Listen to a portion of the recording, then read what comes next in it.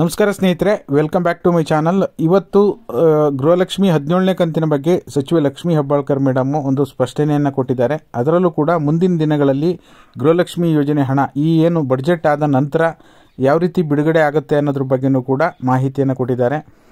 ಆಮೇಲೆ ಗೃಹಲಕ್ಷ್ಮಿ ಯೋಜನೆ ಫಲಾನುಭವಿಗಳಿಗೆ ಏನಾದರೂ ಪರಿಷ್ಕರಣೆ ಆಗುತ್ತಾ ಇಲ್ವಾ ಅನ್ನೋದ್ರ ಬಗ್ಗೆನೂ ಕೂಡ ಕ್ಲಾರಿಟಿಯನ್ನು ಕೊಟ್ಟಿದ್ದಾರೆ. ಇವತ್ತು ಏನು ಅಪ್ಡೇಟ್ ಕೊಟ್ಟಿದ್ದಾರೆ ಅನ್ನೋದನ್ನು ಕಂಪ್ಲೀಟ್ ಡೀಟೇಲ್ ತಿಳಿಸ್ಕೊಡ್ತೀನಿ. ಪೂರ್ತಿ ವಿಡಿಯೋ ನೋಡಿ. ನೀವೇನಾದರೂ ಹೊಸದಾಗಿ ನಮ್ಮ ಚಾನಲ್ ನೋಡ್ತೀರಾ ಅಂತ ಸಬ್ಸ್ಕ್ರೈಬ್ ಮಾಡ್ಕೊಳ್ಳಿ.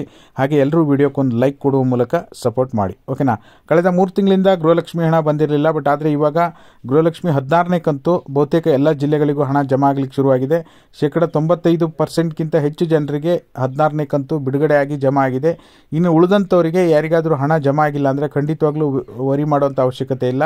ನೀವೇನಾದರೂ ರೇಷನ್ ಕಾರ್ಡ್ ತಿದ್ದುಪಡಿ ಮಾಡಿಸೋದಾಗಲಿ ಅಥವಾ ಆಧಾರ್ ಸೀಡಿಂಗ್ ಬದಲಾವಣೆ ಮಾಡಿಸೋದಾಗಲಿ, ಈ ರೀತಿ ಏನಾದರೂ ಬದಲಾವಣೆ ಮಾಡಿಲ್ಲ, ಎಲ್ಲವೂ ಕೂಡ ಸರಿ ಇತ್ತು, 15ನೇ ಕಂತುವರೆಗೂ ಹಣ ಬಂದಿತ್ತು ಅಂದರೆ ಖಂಡಿತವಾಗ್ಲೂ ವರಿ ಮಾಡುವಂಥ ಅವಶ್ಯಕತೆ ಇಲ್ಲ.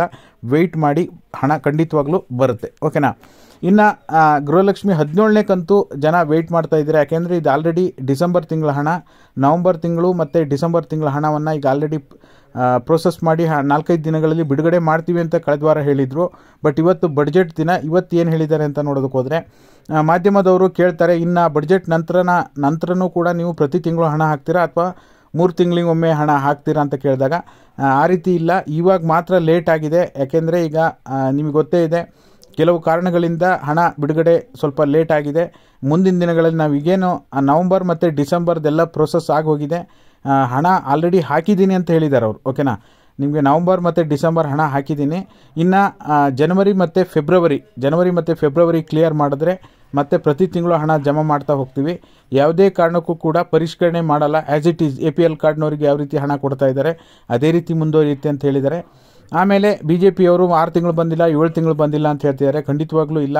ಇನ್ನು ನವಂಬರ್ ಡಿಸೆಂಬರ್ ಪ್ರೋಸೆಸ್ ಆಗಿದೆ, ಹಣ ಕೂಡ ಬಿಡುಗಡೆ ಆಗುತ್ತೆ. ಅದರಲ್ಲೂ ಕೂಡ ಈಗ ಅವ್ರು ಹೇಳಿರೋ ಪ್ರಕಾರ ನೋಡೋದಕ್ಕೆ ಹೋದರೆ, ಈಗ ನಾನು ಮಾರ್ಚ್ 15 ಒಳಗಡೆ ಬಿಡುಗಡೆ ಆಗ್ಬೋದು ಅಂದ್ಕೊಂಡಿದ್ದೆ.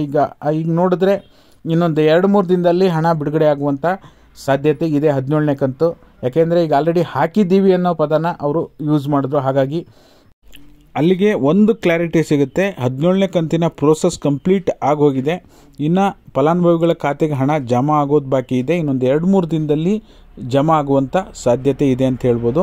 ಅವರೇನು ಕ್ಲಾರಿಟಿ ಕೊಟ್ಟಿದ್ದಾರೆ, ಅವರೇನು ಕಂಪ್ಲೀಟ್ ಇನ್ಫಾರ್ಮೇಷನ್ ಕೊಟ್ಟಿದ್ದಾರೆ, ಯಾವುದೇ ಪರಿಷ್ಕರಣೆ ಬಗ್ಗೆ ಆಗಿರ್ಬೋದು, ಇನ್ನು ಮುಂದಿನ ದಿನಗಳಲ್ಲಿ ಯಾವ ರೀತಿ ಬಿಡುಗಡೆ ಮಾಡ್ತೀವಿ ಅನ್ನೋದ್ರ ಬಗ್ಗೆ ಆಗಿರ್ಬೋದು, ಮತ್ತು 16 ಮತ್ತು 17ನೇ ಕಂತಿನ ಬಗ್ಗೆ ಮಾಹಿತಿ ಕೊಟ್ಟಿರೋದಾಗಿರ್ಬೋದು, ಪ್ರೂಫ್ ಸಮೇತ ನಿಮಗೆ ವಿವರಣೆಯನ್ನು ಕೊಟ್ಟಿದ್ದೇನೆ. ಪ್ರೂಫ್ ಎಲ್ಲಿದೆ ಅಂದರೆ ಟೆಲಿಗ್ರಾಮ್ ಮತ್ತು ವಾಟ್ಸಪ್ ಚಾನಲ್ನಲ್ಲಿದೆ. ಟೆಲಿಗ್ರಾಮ್ ಮತ್ತು ವಾಟ್ಸಪ್ ಚಾನಲ್ನ ಲಿಂಕು ಇದೇ ವಿಡಿಯೋದ ಡಿಸ್ಕ್ರಿಪ್ಷನ್ ಬಾಕ್ಸಲ್ಲಿದೆ.